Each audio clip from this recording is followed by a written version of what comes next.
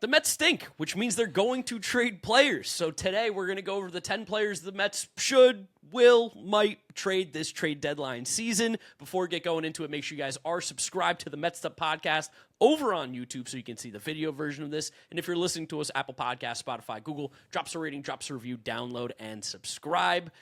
Mets got a lot of guys to trade. I can't even believe that we can come up with a list of 10 that definitely could be traded at the deadline. I mean, we could have stretched that to 12 if we were like on WFAN or something. For guys that definitely won't be traded, but if we wanted to get some more names in. But I think our 10 are, I would be surprised if fewer than 6 of these guys actually got moved.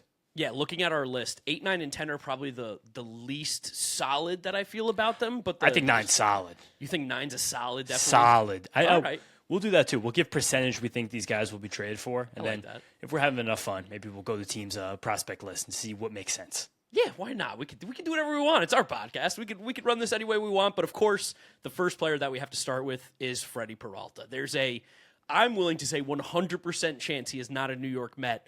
What was it? August 3rd is the deadline, so August 4th he will not be a New York Met. I think the 4th the deadline this year. Okay. Well, whatever day it is, Freddy Peralta is being traded. There's a no doubt in my mind that he's not on this team. No, none whatsoever. The big conversation about Freddy Peralta being traded is mostly about how much his value is potentially taking a hit by how poorly he's pitched. And I've said before, and he continues to pitch worse, but I'm going to stick with my guns that I don't think his value is taken as big of a hit as it probably seems right now based on how absolutely fucking atrocious he's been on the mound. Yeah, like he's not going to be considered a bad arm to get by any means. I still think the Mets are going to get a fringe top 100 prospect back for a guy like Freddy Peralta. Freddy Peralta, I think, is still going to be viewed as a playoff starter on every team that trades for him. I just don't think that, like, it would have been, in a season where the Mets suck, it would have been nice if Freddy Peralta was having a great season in spite of the sucking, because then he would have been some real value. But the fact that he is struggling, along with the fact that the Mets have been struggling and they have to get rid of him, it's probably a fringe top 100 guy. Which is still fine, and maybe, again, just because of how few sellers exist this deadline and how expensive starting pitching always is the deadline, I still think it trends up more than that. I think you might get a top 75 guy and a lottery ticket, or you just take like a top 60 or 50 guy who might be near Major League ready. The name I keep saying, the name I wanted to be the most is still Pedro Ramirez from the Cubs. I mean, I think that's just a great fit, and he'll be a starter for the Mets on opening day next year at third base probably, so I do like that whole thing. I like the way he plays, well-rounded profile, defense, contact, power, and speed. Guy's done a lot this year, but otherwise, the teams that make the most sense for Freddie are a bit all over the place, and the one that kind of makes the most sense is one I don't think the Mets would ever trade him to, which is the Braves. Yeah. But also, based on the way David Stearns operates, I don't think he's crossing any teams off.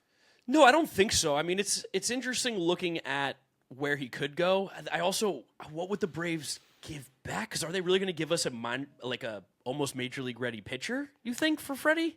It depends how good they think Freddie is and also how much value they see in offering Freddie. Oh, no, they can't offer him the qualifying if he got traded midseason.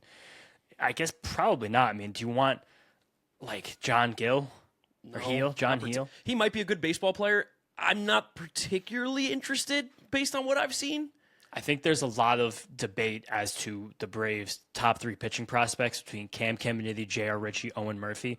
I don't know if I see any of them necessarily being traded for Freddie, but if they have to come over the top and beat an offer, I could see guys of that ilk coming available, honestly. I feel like Caminiti's the one that interests me the most just because he's a lefty arm with some more velo. Well, he's the best one. I just did Big Futures. We both just did Big Futures game Same videos on our channel, on our channels an hour apart, but Caminiti is a guy that he's like developing a changeup. He's still only 19. I don't know if his dad or his uncle was Kevin Caminiti. You mean Cam Caminiti? Caminiti. I have no idea if he's definitely not his dad. Kevin Caminiti. We went to high school with Kevin Caminiti. Yes, we did. Oh my God, yes. Shout out to Caminitis. To this possibly. Caminitis are a great family. Love the Caminitis, but he's a guy that's like a change-up tweak away from like really ascending. But also, if that doesn't come, he kind of gets stuck.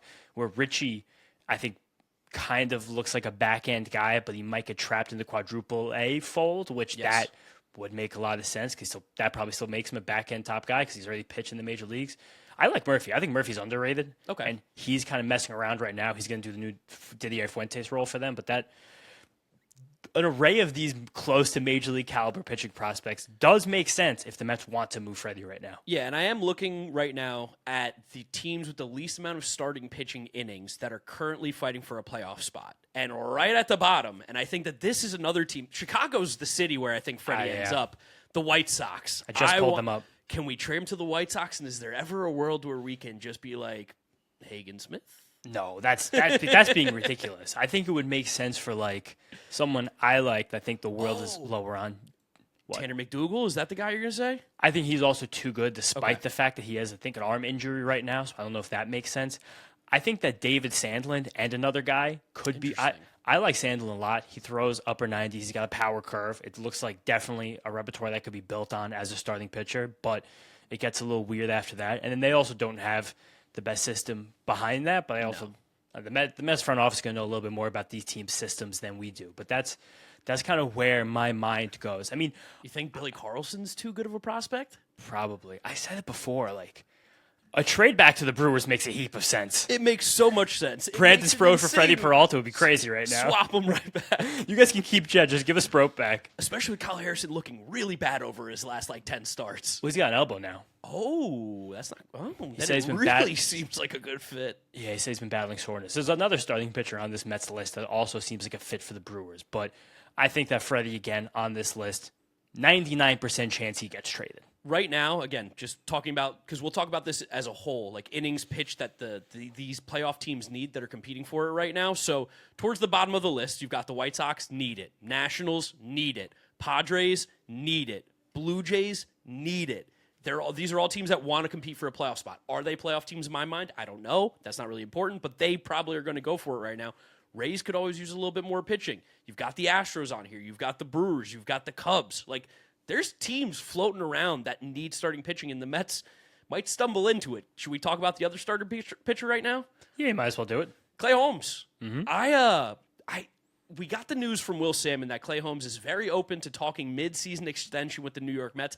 I think they should extend him immediately. If he wants an extension right now, give him a couple more years. I'm totally in, especially because we know how valuable it is to have innings, and the Mets don't really have a lot of innings on the book for next year. So I would love to see Clay Holmes come back as a New York Met, but he also might give us maybe more value if he comes back and has a couple good starts than Freddy. I don't think he has any chance to get on the mound before the deadline. Because he threw today on the mound. He threw today, and he said also in that Will Salmon article, he wants his next start to be in the majors. That seems crazy, but honestly, why not just try something like that? Because if he gets on the mound, his value goes up. I also think there is a fear with Clay Holmes, a guy that over the last 2 years has dramatically increased his workload, and a guy with a player option that there is going to be the fear. I know the Baseball Prospectus guys have mentioned this recently, Jeffrey and Jarrett, that the Shane Bieber trade last year probably and rightfully has scared teams from trading for guys with player options because it wouldn't be that surprising for Clay Holmes to either aggravate this injury or pick up another injury and be like, oh, I'm just going to pick up that player option. Never mind. And then now all of a sudden he's on the books for a team that wasn't anticipating that, and that kind of changes the calculus. I think that it's still possible, but I could see teams being weird about that. I do, but I also think sometimes, and this is something that you smart heads might do, and especially like prospectus guys know a lot, but I think they might almost sometimes be too smart for their own good in this sense where teams, a lot of front offices are still not that smart.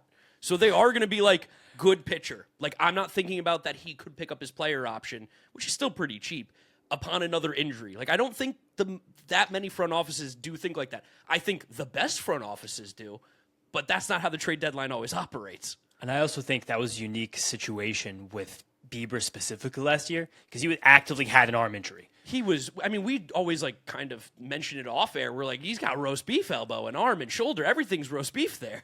So like the chance of Shane Bieber aggravating existing arm injury last season were like north of 70%. Yes. Whereas Clay Holmes, who's had healthy arms, shoulders for the last few years, just has a freak bone injury right now. That's probably closer to what, like 20%, 30%, just like any other pitcher in the league, maybe a little bit more just for the increased workload the last few years. So I think that's part of it as well. I also feel like sometimes, specifically with the prospectus guys, that they know they're so connected with the Mets world. Yeah. And they have so many team sources from all the content they make there, the great content they make at Baseball Prospectus. Other teams might give shit to them to try and kill like that stuff. Yeah, because it's going to be passed around the Mets world, which is possible too. But we'll see what winds up happening with him. Yeah, it depends if he throws a mound on at the major leagues before the trade deadline. But I think I do think the floor for him is probably a borderline top 100 prospect, like the Cal Steven thing last year. Yeah, again, a little bit less, I think, for Freddy, which that might sound crazy to some Mets fans right now. But basically all the same teams we just mentioned and a slightly worse prospect or a slightly worse collection of prospects. Also wouldn't hate giving him a 2-year extension. I wouldn't either. I think he has the player option. But like Will Salmon also, I think it was Tim Britton as well. Tim does great contract predictions. Besides Tatsuya Imai this year, it was they went through similar pitchers who were kind of these hybrids who then hit the market after pitching well. And it looks like Clay probably gets like 3 for 70. Really? He's not going to get like the Lugo contract? Look what Lugo got with the Royals. What did he get? I thought he's like 3 for 45. I think it's like 3 for 60. I think at the time people were like, what? Oh, he has the team option. Okay, so it's 2 for 46 with the team option for 17. To be fair, team option is the best part of this entire thing. Yeah, it's a crazy thing right there. But even like when the Mets signed Minaya, but he also was 36. Yeah, you're probably right. It's probably 3 for 70. That's what I'm saying. 3 for 70, 3 for 60. I think the best you could do. You might have to give him a little bit of juice too. But also, again, not the worst idea for them to re-sign him. We do want this Mets team to build any momentum in the second half. But if you've got a top 100 prospect, Clay Holmes is out of here. Yes, I think that's probably where it ends up. Is you're going to give us somebody good? We'll take him off your hand, or you can have him. That's where it ends up. Open for business. Open for business. Who could that guy be? Let's just throw out a name to let the people get excited at home. For a borderline top 100 prospect that could be moved for Clay Holmes? Yeah. Let's scroll right now. Let's think about this. Let's pull up different top 100 lists. So I'm going pipeline. Okay. No, you do Baseball America because you got all. Oh, okay. I'll do Baseball America. Shout out Baseball America. Shout out Baseball America. Shout out Pipeline. Shout out Baseball Prospectus. A lot of great prospect work out there. I don't know. Like, could you sneak away? I'm going through the list. I've fallen in love with Nolan Perry from the Blue Jays. He's a big riser for me. I don't know if he's going anywhere. I think that right now Christian is what? Just loud. Chet Williams. Yeah. I know Jackson Wiggins has dealt with injuries, but I don't see the Cubs moving him for Clay Holmes. I see him making sense for Freddy possibly, but I don't see that. Jefferson Rojas from the Cubs if Pedro Ramirez is too good. Yeah, Jefferson Rojas. So what do you like? Do you even think he's like a 50 future value? Probably not. I think he's just like a at best league average hitting shortstop with plus defense.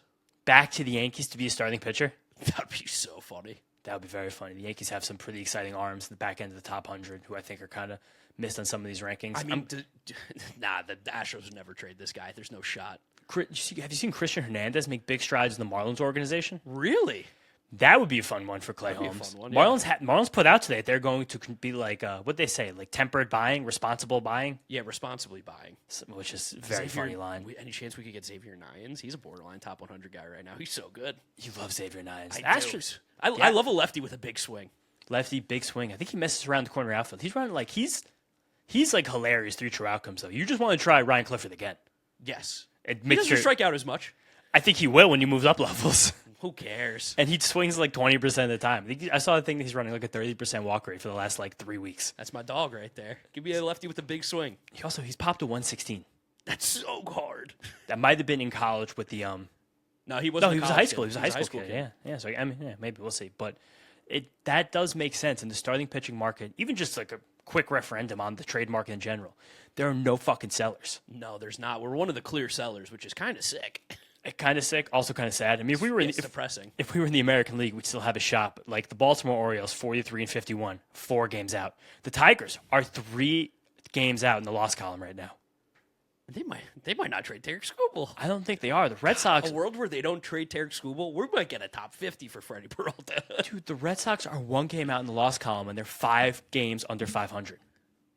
Oh, the American League sucks so bad. The Cardinals are 4 games over 500, and they're 3 games out, 2 in the loss column. That's the worst thing about what's been going on with. That's why we should lock out. The American League's a joke. That's it. Poor player right there. But like, I don't even know if the Reds are going to sell because they don't really have that much to sell. It's really us. The Rockies also have very little to sell. It's really us, the Giants. The Royals are not selling. They announced that. And also, just talking about pitchers, the Reds and the Rockies have nobody that's a good pitcher. The Giants have 1 good pitcher, and I don't think they're trading Logan Webb. So, like... Well, I mean, maybe after his tirade on Twitter, but we'll see about that. Yeah, Logan Webb, bad, annoying dude, sucks. But all right, and then final starting pitcher to talk about for the Mets really quickly. It's summertime. You know what we do at FT? We look for hacks. How can we feel like we can do it all outside with something that's breathable, something that feels premium? Fabletics hooks us up I've got the Cloud Jersey tee. It is super soft, Kratz, but it works at the gym. It works when I'm on the show. It works when I'm going to meetings. It is the true super utility player. Same here. Difference is I got the nice stripe across so you can have style and also have versatility, because you know what? I'm going to go to the gym probably in the same stuff that I'm going to have my meetings in and the same stuff that I'm going to go out and have breakfast in. So you know what? This is where Fabletics got me. And Kratz, everyone can shop now at fabletics.com/Fal to get 70 to 80% off everything when you sign up as a new VIP. Take a quick style quiz and be sure to select Fal when prompted to unlock this offer. This is a limited time offer, so don't wait. Again, that's fabletics.com/FOUL for 70 to 80% off everything as a new VIP. Is he a starting pitcher? I think that teams on the who would ever be interested in trading for Kodai Senga probably use him as a reliever this year with hopes that they can get him back to a starter. But that's what I'm saying. He won't be traded for as a starting pitcher because he's not really one right now. You can't. It's a hybrid trade. I don't think any team in the playoff race would give Kodai Senga the ball and say, "Hey, get us 15 outs." Oh, I could find some teams that would. I don't know. Like, you have to be so desperate. I think that Houston Astros totally would. I think that the San Diego Padres would in a heartbeat. I guess the Padres actually are the one that would. The White Sox and Nationals would give him a look. And again, Steve Cohen showed the willingness to do this in the past, but you have to pay down half of his contract next year to even get any prospect of value for him. What's he do right now? I think he's something between 13 and 15, if I remember correctly. Looking up on Baseball Reference real quick. So Kodai Senga's contract, according to Baseball Reference, would be that half of the contract this year, so half of 15, and then $15 million next year. So he's going to be due 20 a little plus less million. than half. Yeah, about 20 million. 20 plus million over the next 2 years. He has a team option for $15 million in 2028. Jeez. Yeah, I mean, you probably would have to pay half of it. You give $10 million in Kodai, and you probably get a toolsy prospect. Someone who's like a helium guy that could be top 100 next year. Yeah, like top 250 right now. Like, I don't even think you get, like, one of my favorite helium prospects from the Astros is Kevin Alvarez. He's going to be in the Futures game on Sunday. Right now, is he not? He's a fringy guy. He's probably a top 125 guy, but he's like, I think next year he's a top 100 guy pretty easily. But he's on such a jet stream. There's no way you get a guy like that. But I don't know. I'd want to get Kodai off the team because for this addition by subtraction, but I still don't think that you get anything of value and you're paying him to play against you. What are the odds the Mets trade Kodai Senga? 30%. Yeah, I was going to go about 25. I think Holmes is like 40%. Okay, I was going to go 30 for him. So okay, I think he's a little more likely. I think it really does depend if he pitches. All right, let's nail the relievers now. Okay, and we're not mentioning Sean Manaea. We don't think he's going to get traded, and I also don't think the Mets should trade him. I didn't even think there was a chance he was getting traded. That name, you just saying that name surprised me. The Twitter people have talked about him. Who? I don't know. I don't click the articles. I see things. Nonsense, probably Twitter people, but whatever. Relievers. Yes. Luke Weaver, AJ Minter, Brooks Raley are, I'm going to be honest with you guys, some of the jewels of the trade market right now. And I'm going to be honest with you guys, 100% chance I think they all get traded. I think Minter and Raley are 100%. I think Weaver's 75%. Because there's so few sellers, I think you have to trade Weaver. But I think Weaver having another year of a contract, it scares teams off. So I think you might get less for him than some Mets fans would like to believe. And two, it makes the Mets who do want to be competitive next year say, yes, this is a guy that we could keep on. So that's why I still 75. The other guys are 100. Now, from those three, I guarantee you that one of the things that we get back is going to be the 34th pick from the Pittsburgh Pirates. Which will have happened by the time you guys listen to this then. Yes. Why? Because the draft starts at noon on Saturday. They're going to move him. They're getting it. There's a rumor that went out that got a lot of steam today, on Friday, on Twitter, that the Pirates are floating the 4th overall pick, which I didn't know that was allowed, honestly. I don't think you can trade that pick. Well, why was that being reported? Who was it being reported by? Let's see. Maybe. I don't think you can. I thought you can only trade the was it competitive round picks? Yeah, compensatory. Yeah, I thought you could only trade those. Kylie McDaniel. Oh, is competitive and compensatory? Whatever. Not draft guys. Kylie McDaniel, until next week. Kylie McDaniel actually said, I've had at least a half dozen teams tell me they made a run at this pick. The asking price seems to be a good major league reliever. The Cubs 34th overall pick. Yeah. I don't think you can trade for it. That was stupid by me. All right, hand up. My bad. Yeah, all right, listen, everybody makes mistakes. Pull that one back. But I would love that pick if it was available. Yeah, definitely. I should have been. I messed up my tweet then. That should have been Brooks Raley instead of Luke Weaver? You said Luke Weaver. Yeah, dude, I was going to give you shit about that. I was like, I said that yesterday. You're like, that's Brooks Raley. And I was like, and now you're saying it's Luke Weaver? Today was one of the few coffee days I had. I've been nonstop this whole day. So totally misread. Also the 4th pick. Cool. Which I would do that for Luke Weaver. No shit. But heartbeat. 34th pick makes more sense. Brooks Raley, AJ Minter. Yes, which they're definitely going. They're two of the like low-key really good left-handed relievers in Major League Baseball. Everybody could use more left-handed relievers. How many good left-handed bats there are? Pirates can use any reliever right now. Have you seen the state of the Pirates bullpen? It's pretty much non-existent. It's pretty horrible, which kind of crazy to think about. I mean, it kind of made sense beginning of the year. It was a very boom or bust bullpen. Sadly, half these guys have busted. I do wonder if they're going to just be in the reliever market heavy. They have decent prospects to trade. We are a very, very natural match for the Pirates. Possibly again by the time this even comes out, which would be great. I hope we do move one of these guys for that pick, but. Every single team in baseball could use more relievers as trying to compete for the playoffs. That's why the Mets, again, are kind of in the driver's seat with these dudes. And what do we expect back? It's probably like fringe top 250 guys, right? I think for those guys, yes, which is why 34th overall pick makes sense. It's a little bit better than that. But for Weaver, again, I think Weaver's a tough guy to value because I think a lot of these teams don't like a $12, $10 million price tag on a reliever for next season. And that actually might hurt his value. Again, it might be a situation where we're paying like $5 million to actually get any prospect that's a 50 future value, which 50 future value means a guy who can be a starter at the major league level one day. Which I think is worth it at that point. And we've seen Steve Cohen talk about the value of prospects, that they are the most valuable thing in terms of like money that you invest versus money back. Yeah. So I feel like him spending $5 million to cover some of Luke Weaver to go get a guy who could be one of the most valuable assets in the organization feels like a money move. Definitely. I think the Yankees are a team that makes sense for all three of these guys as well. The very rare Mets-Yankee trade. Weaver, of course, he's proven himself there. And they have a few pitching prospects who are way down their public list that I like. I know he got the spot start last week and he didn't pitch well, but Brendan Beck, he's kind of erratic. He's already 27, but he has good stuff for like, if you tell me we get a 27-year-old starter for AJ Minter or maybe something else, I'm like, I sign up for that in a second. I'm not as interested. How badly do we need like guys who are fringy major league starters right now? So badly, insanely bad. It makes a lot of sense, but like there's a lot of those kinds of guys in some of these teams. Who's another team that needs a reliever? Let me see. I'm just gonna do my boring like let's sort by ERA, bullpen ERA for competitive teams. I'll tell you, the Cubs Twins are another team. Cubs are another. Twins have said that they want to bolster the bullpen. They just traded for Tommy Nance.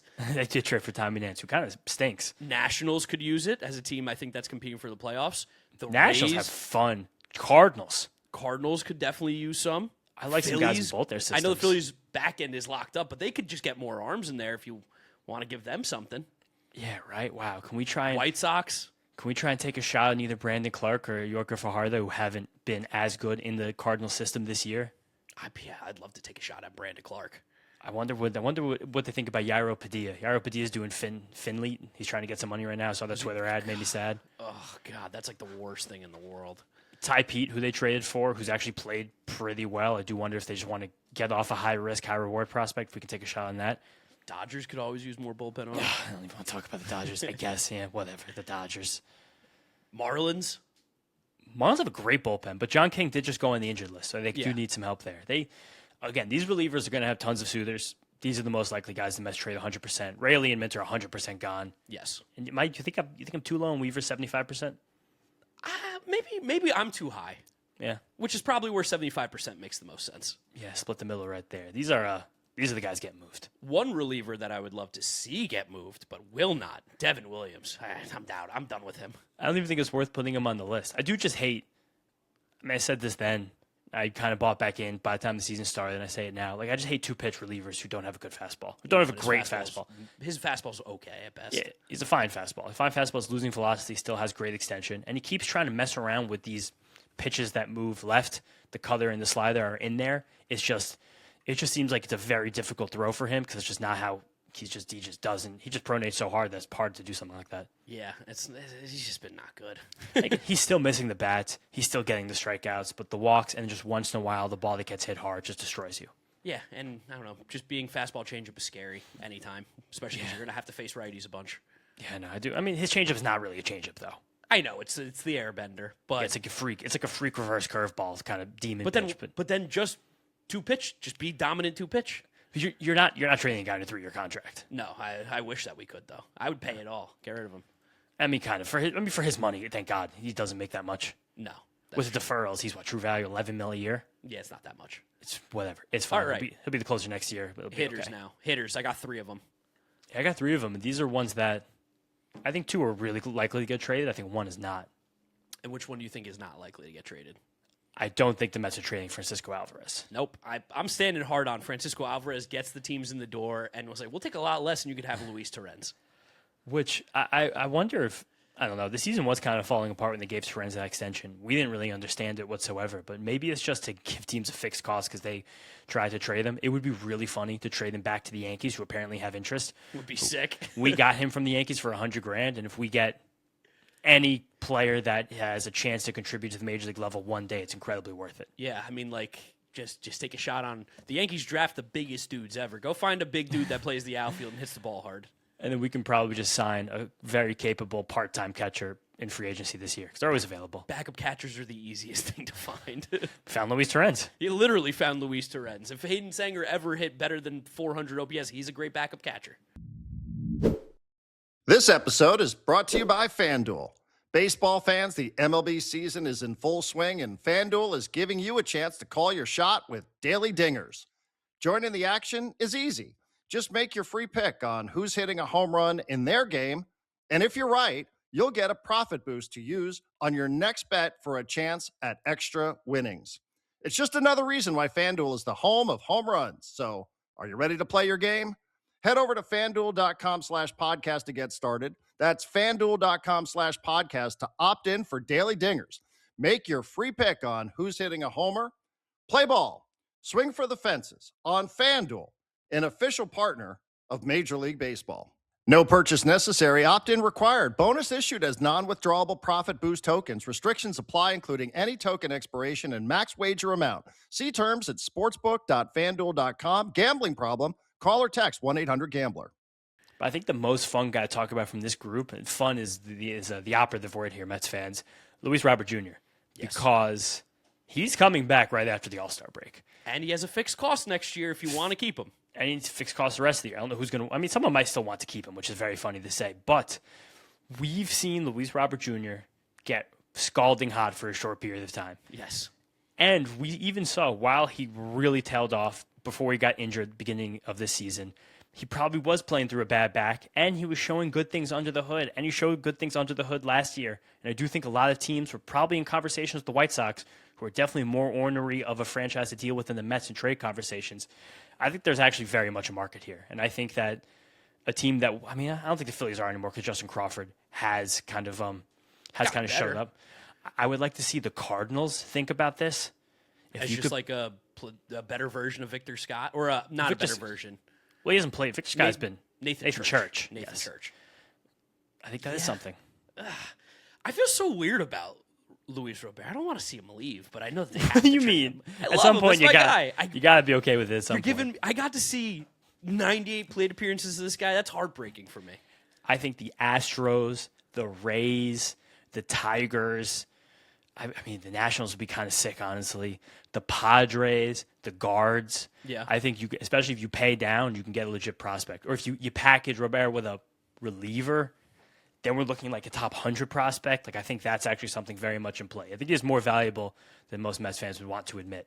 I do wonder, because you mentioned under the hood, this stuff really didn't look bad. He just, started struggling for, 3 weeks when ice cold. And looking at, 17% K rate, it's not like he was swinging and missing more. It's not like he was not getting on base. It was simply just the quality of contact was worse, which probably is linked to that back. Definitely. And the bat speed was still there, and he was drawing more walks than he ever had. He was not chasing very much out of the zone. It was just very poor quality of contact. It wasn't squaring the ball up, which probably is tied to that back, and that's also probably was impacting him defensively. I mean, maybe we're giving him a little too much credit now. We'll see. But even if a team wants to throw him in that great arm in a corner and hit sixth in a playoff race, by all means. Think the Pirates with all their injuries would be interested? Maybe the Pirates would be interested. I think the Astros are probably the team. Because they just have no outfielders. Or the Guards. The Guards love not getting real outfielders, but acquiring one at the deadline. That's true. They do. They took Lane Thomas a couple years ago. I think Roberts got better potential than Lane Thomas. Yeah. I think the only other guys worth even kind of mentioning are Vientos and Beatty. Vientos probably took himself out of this conversation because he's a broken bone in his hand. He's broken bone in his hand. He's going to be out for like a month and a half, so missing the deadline. And Beatty, I think some teams will call on Beatty as like a lefty that can play around the infield, but yes, I still think the Mets just don't have a lot of even bench pieces ready for next year, so you might as well just keep him. No, I don't think that Brett Beatty's going anywhere. This is going to sound insane, but like he's got like a 700 OPS over the last week. I think the Mets are like, considering you're going to be our super utility guy who could play second, third, first, outfield, might as well just keep you around because, like you said, there is nobody else. It's a strong side platoon 8-hitter. Yeah, that's fine. Who can run into one? That's better than most teams have in the 8 spot. And unfortunately for Brett Beatty, like you're just not going to get your chance to shine with another team, which is a shame. Maybe when Brett Beatty's 30, he gets that chance finally. But I think he's a good piece to keep on the team. And just because Ryan Mauricio still has that option, there's no reason to trade him just yet. No, or unless someone wants him. What would you take anything for him right now? Basically, what would be the worst you would take? Like a guy in the DSL who's hit a ball 108 miles per hour. Okay, that's not even that hard. That's what I'm saying. Well, I'm projecting physical growth there. An 18-year-old just hit the ball 108. All right. So that'd be like what, a 5th round pick in the draft that's committed to an SEC or an ACC school that you give a 2nd round bonus to. I can see that. That conceptually, but from the Dominican Republic. Last thing I'm going to say before we wrap this one up: are there any prospects that you think could be on the move in the Mets system for a player that has some like weird control type stuff? Like, do we think that there's a world that the Mets consider moving on from any of Wenninger, Tong, anything like that in a trade where they could get a pitcher with like 2-3 years of control? I don't remember if it was Salmon or Rosenthal, but they threw cold water on the Mets trading Tong, that they still see him with a lot of value. I wonder if a team seeking a 4th outfielder, if they're not interested in Tyrone Taylor, wants Nick Morabito, and the Mets can flop Morabito as a fringy major league outfielder for like a fringier major league pitcher. Like, you know what I mean? Like the eighth starting pitcher in someone's organization, the 9th starting pitcher for Morabito. I think that could intrigue someone. Otherwise, not really. Yeah, no, I mean, I'm kind of with you on that. I don't see it happening. I also don't know who those players even are the Mets would be interested in, but something to keep an eye out for sure. Yeah, I think that's it, though. That's 10 players the Mets could, possibly should, maybe will trade. Yeah, and you guys can let us know down in the comment section why Francisco Lindor is going to be traded and we are wrong, even though everyone in the world who knows baseball knows that's not happening. But Mike Francesa said it, so it must be true. Subscribe to Mets'd over on YouTube. If you're listening to us, Apple Podcasts, Spotify, Google, drop a rating, drop a review, download, and subscribe. You can follow James on social media at James Shiano. And I'm Draft Nick Mark. We'll catch you guys on the next one. Peace out. Peace out, guys. Go Mets.